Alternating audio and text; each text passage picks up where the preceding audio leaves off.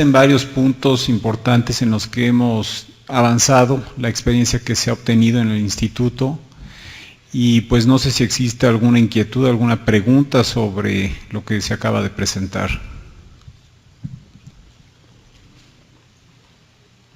Doctor. Este tema es una importancia en función de, no tanto del logro de los embarazos y de la reproducción de las mujeres que están en edad de embarazarse, sino en temas de discusión en dos puntos que, sin yo ser de esta especialidad, siempre me han inquietado porque tengo amigos que se dedican a esto. Uno es la mujer de edad muy avanzada que quiere embarazarse y que recibe la ayuda de los centros de ustedes para lograrlo, cuando probablemente no sea lo mejor para ella, sino solamente lograr una ilusión que no está planeada para una vida futura. Embarazar a una mujer a los 50 años para que tenga un adolescente cuando ella está cerca de los 60, es un problema serio de manejo. ¿Y qué va a pasar con esos niños? No sé si se ha estudiado el futuro de los niños o la evolución de los niños de las mujeres que se embarazan a esas edades. Sería un comentario y probablemente una pregunta para ustedes. La segunda sería en cuanto a la donación, que también es otro aspecto que no hemos oído en este momento y que me gustaría oír un poco el comentario de ustedes. En cuanto a la donación precisamente de estos embriones congelados, o no sé si se congelen los ovocitos también para después fertilizarlos con el semen del potencial padre, para después la pareja tenga un hijo por lo menos con la mitad de los genes de la pareja. ¿Cómo se maneja esto, Julio, desde el punto de vista ético? No sé si exista un consejo psiquiátrico en este tipo de parejas. No sé si el grupo de ustedes maneja un grupo multidisciplinario con psicólogos o psiquiatras, además pues de los manejos propios de la biología de la reproducción. Doctor. Bueno, sí, realmente son preguntas muy interesantes porque esa es una inquietud en el mundo y en nuestro país. Desafortunadamente en México no contamos con una norma oficial, no hay una norma que regule legalmente todos estos procedimientos.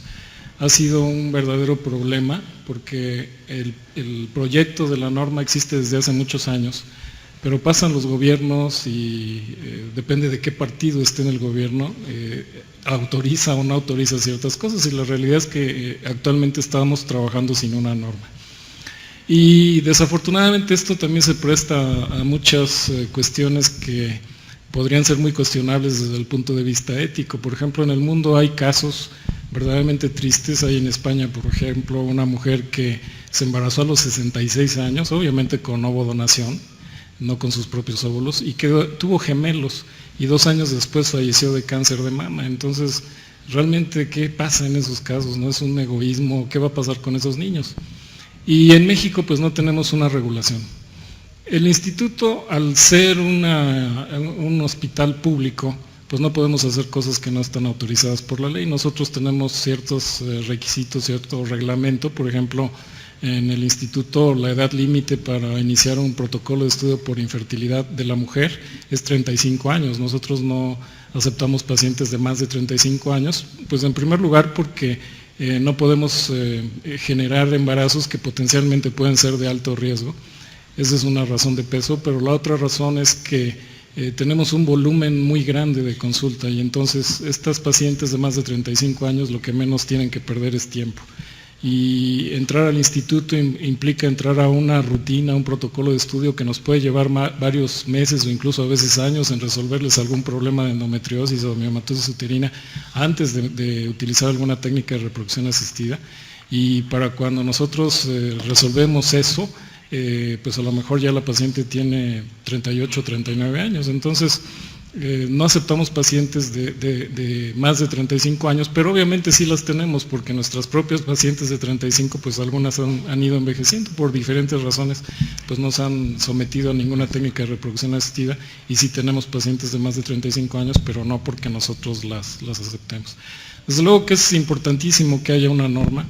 Esto pues es algo que actualmente se está trabajando porque sí se requiere una regulación que nos pueda decir qué hacer con los embriones sobrantes, cuánto tiempo los vamos a criopreservar, que en general en todo el mundo no se mantienen congelados por más de 5 años. Hay contratos que se celebran entre los centros de reproducción y las parejas para renovar esos contratos cada 2 años y finalmente a los 5 años decidir qué se va a hacer con esos embriones. Nosotros en México no tenemos esa regulación, esperaríamos que pronto se autorice porque el proyecto existe, hay una ley que pues de pronto si es un partido muy conservador el que está en el gobierno, pues no autoriza ningún procedimiento de congelación ni donación ni nada de esto, y hay otras leyes un poco más liberales que sí tienen una regulación legal que ojalá que sean las leyes que se autoricen.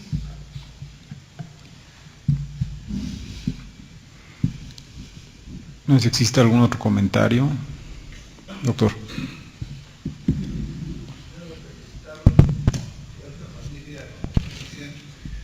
Trabajos que han presentado. Yo quisiera hacer una pregunta especial. Estamos viviendo dificultades con la vida mundial, atómica, bombas. ¿Hay alguna forma de preservar esos embriones en caso de una hecatombe? Yo digo ahorita hace 5 años, pero como máximo de conservación.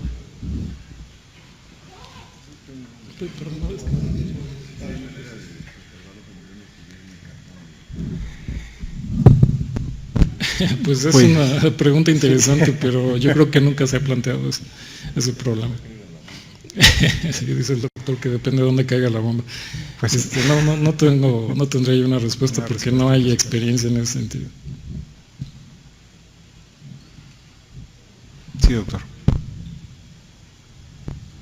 Doctor, en cualquiera de los programas, de los protocolos de estimulación a muy bajas dosis o a dosis livianas, ¿han observado ustedes alteraciones genéticas, cromoquímicas por este manejo hormonal?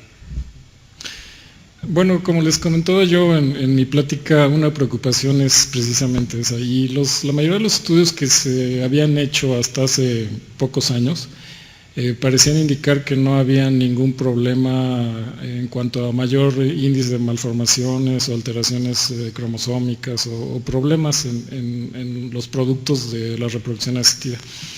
Actualmente, la mayoría de los problemas se asociaban al embarazo múltiple, porque cuando eran triatres o cuádruples, pues son embarazos que desde luego no llegan a término, y esto implica que se tenían que interrumpir antes, y entonces eran niños muy prematuros que requerían terapia intensiva durante mucho tiempo, y con secuelas neurológicas.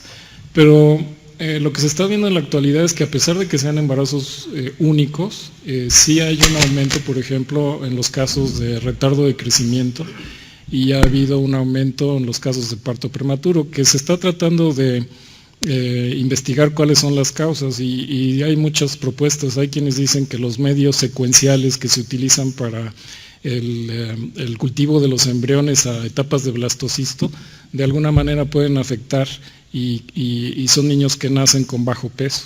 Y hay otros estudios que indican que ese medio hormonal alterado al que está sometido una paciente, porque son niveles suprafisiológicos de estradiol y de muchas hormonas durante la estimulación, pues de alguna manera provocan cambios que seguramente pueden ser la explicación de estos retardos del crecimiento o de incluso de partos prematuros.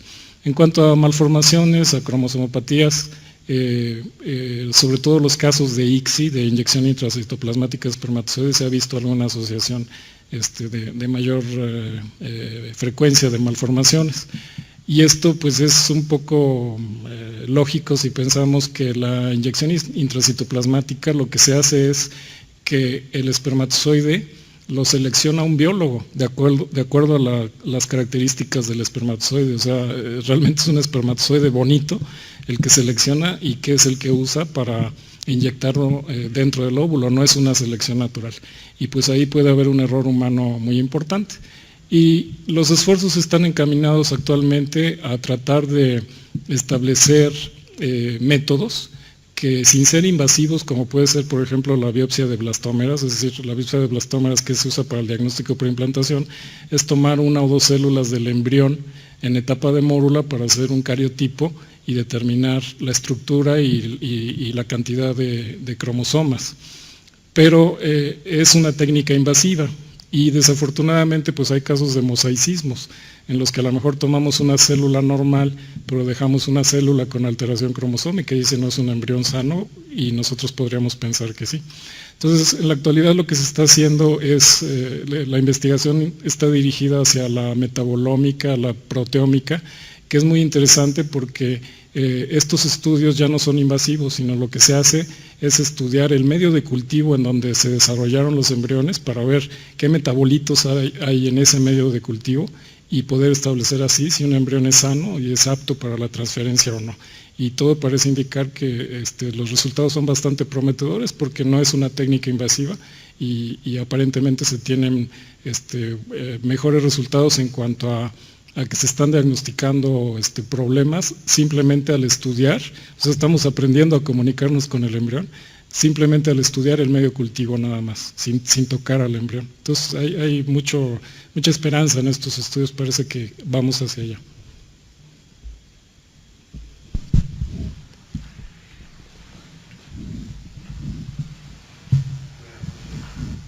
Buenas noches.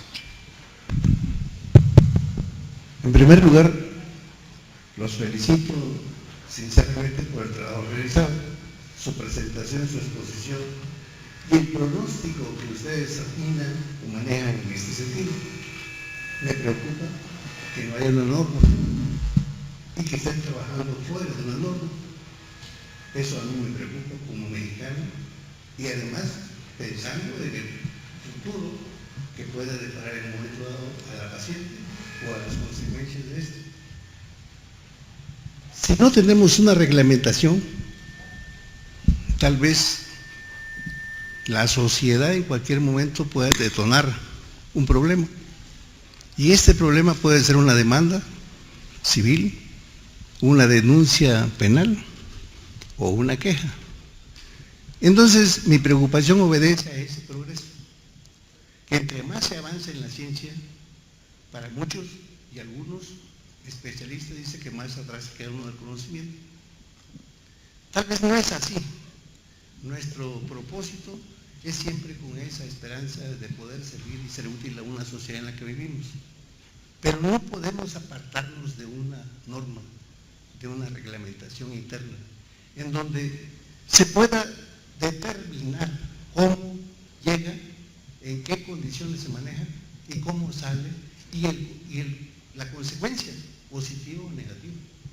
Esa es mi pregunta para cualquiera de la mesa. Pues sí, yo creo que compartimos la preocupación. A nosotros también, como biólogos de la reproducción, nos interesaría mucho que hubiera una norma, una ley que regule todos los aspectos de la reproducción asistida en México, en cuanto a quién puede donar, quién no puede donar, cuántas veces puede donar, por ejemplo, un donador semen, la regulación de los laboratorios, qué características deben tener un laboratorio para ofrecer una buena calidad, las normas que indiquen hasta qué edad vamos a hacer reproducción asistida, porque pues, como el ejemplo que les puse hace un momento de pacientes de 60 años, digo, eso es aberrante, no creo que eso se deba de autorizar. Entonces nosotros también estamos muy preocupados en ese sentido, todos los especialistas en reproducción estamos esperando esa norma, pero como les comentaba, pues es al contentillo de la Cámara de Diputados, ¿no? Llega un gobierno que es muy conservador y dice, no, esto no se puede hacer, y entonces se pelean entre ellos, y hasta ahorita no hay una autorización de una norma. Esperamos que ya pronto se pueda publicar una norma que regule el trabajo pues en todos los centros, porque se pueden hacer cosas realmente increíbles. A veces se entera uno de cosas que hacen en los centros de reproducción que salen de todo planteamiento ético, ¿no? Entonces, sí estamos trabajando en ello, nos hemos reunido muchas veces la Secretaría de Salud para establecer esa norma, y pues yo espero que pronto, en el próximo año, pueda ya haber noticias sobre esto.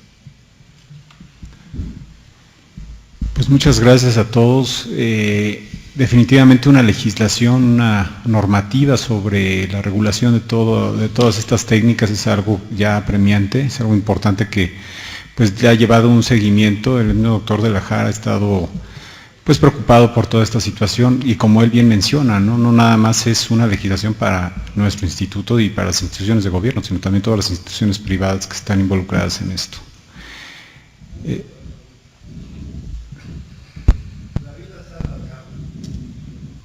Cada día vemos más ancianos. Se calcula que en próximos años vamos a vivir 120 años. Una vida extra. Y a lo mejor esos ancianos quieren tener una nueva pareja o tener una nueva descendencia, no tanto desde el punto de vista económico, sino desde el punto de vista de compañía. ¿Se ha previsto algo de eso? ¿Se ha previsto en qué sentido, doctor? O sea, que En permitir que unos ancianos de 80, 90 años, 100 años, quieran tener un nuevo hijo, ¿no? Por, como ustedes lo han señalado, un embrión congelado, que no sea propio de ellos. Aunque no sea propio de ellos, uno busca la compañía. yo creo que en base a lo que se ha presentado está muy bien ejemplificado los protocolos que se han visto, la necesidad de que todos los gametos y las células se encuentren en las condiciones óptimas para poder tener un embarazo exitoso, y precisamente lo que preguntaba el doctor, ¿no? Que cuáles son los efectos negativos que pudiese tener toda esta tecnología.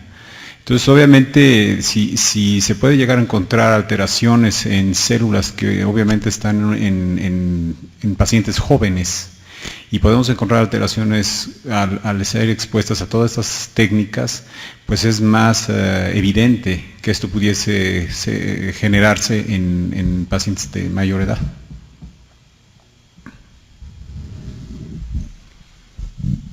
Con esto yo quiero, antes que nada, agradecer la honrosa presencia de cada uno de los integrantes del Instituto Nacional de Perinatología, que en primer lugar nos ha permitido conocer un poco más en su profundidad solo uno de los aspectos que ellos están realizando investigación, desarrollando experiencia y sobre todo haciendo o formando recursos humanos, que es algo fundamental.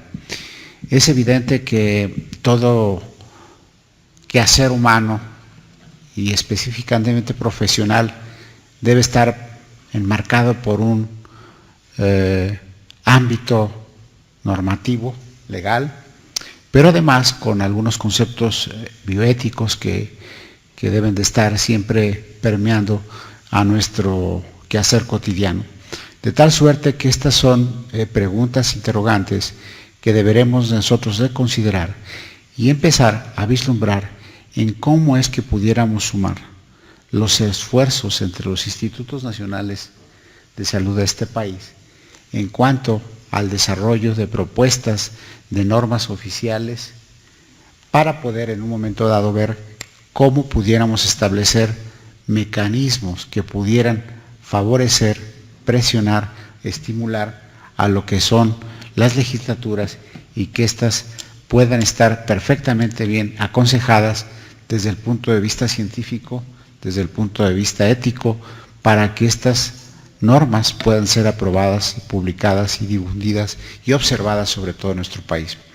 Evidentemente el tema da para más, da para mucha discusión, muchas preguntas que se quedan en el tintero, entre ellas que una que me hubiera gustado hacerle a la doctora Ana es sobre la probabilidad del seguimiento en estos 20 años de experiencia que se ha tenido con la estimulación hormonal elevada, sobre la posibilidad de un incremento en el desarrollo de neoplasias en estas mujeres debido a estos estímulos hormonales tan impactantes e importantes. Sin embargo, en obvio de tiempo y agradeciendo la presencia de todos ustedes, queremos dar por terminada la sesión y agradecerles en todo lo que vale su asistencia y su participación y solicitarle al señor académico doctor Francisco Pascual Navarro Reynoso, nuestro secretario, tenga bien dar lectura a la próxima actividad de nuestra sesión el próximo martes. Sí, gracias, señor académico. El martes próximo, 26 de junio, se llevará a cabo el In Memoriam del académico doctor Alfonso Domínguez Barranco, cuya semblanza será leída por el académico doctor Alfredo Iñárritu Cervantes. Posterior a esto se llevará a cabo la instauración de la cátedra interinstitucional Fray Antonio Alcalde y Barriga, cuyos coordinadores son el académico doctor Francisco Javier Ochoa Carrillo y el doctor Marco Antonio Cortés Guardado. Posteriormente se develará el busto de Fray Antonio Alcalde y Barriga por el académico doctor Francisco Javier Ochoa Carrillo y el doctor Marco Antonio Cortés Guardado.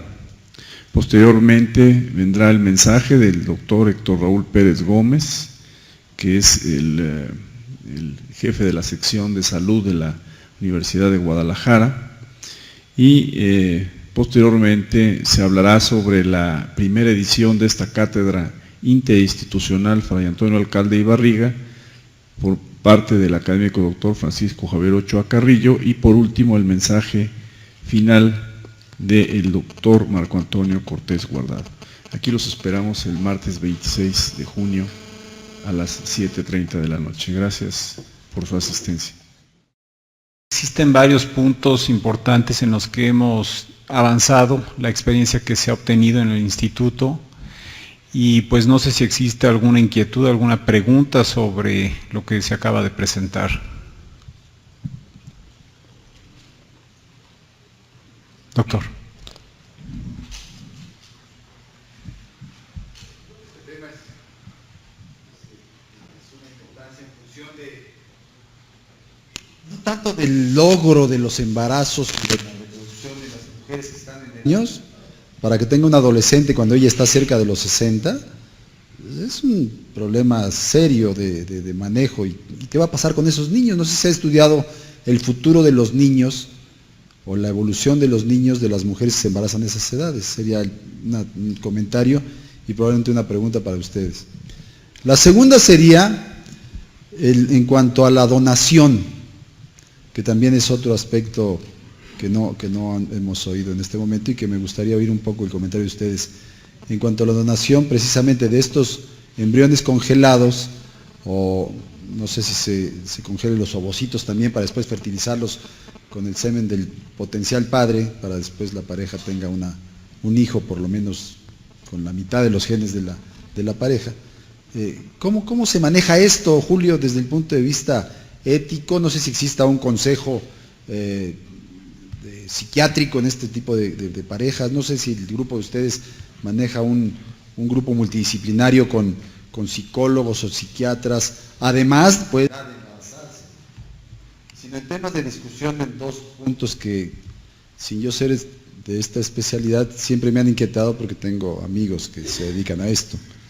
Uno es la mujer de edad muy avanzada que quiere embarazarse y que recibe la ayuda de los centros de ustedes para lograrlo, cuando probablemente no sea lo mejor para ella, sino solamente lograr una ilusión que no está planeada para una vida futura. Embarazar a una mujer a los 50 años de los manejos propios de la biología de la reproducción. Doctor. Bueno, sí, realmente son preguntas muy interesantes porque esa es una inquietud en el mundo y en nuestro país. Desafortunadamente en México no contamos con una norma oficial, no hay una norma que regule legalmente todos estos procedimientos. Ha sido un verdadero problema porque el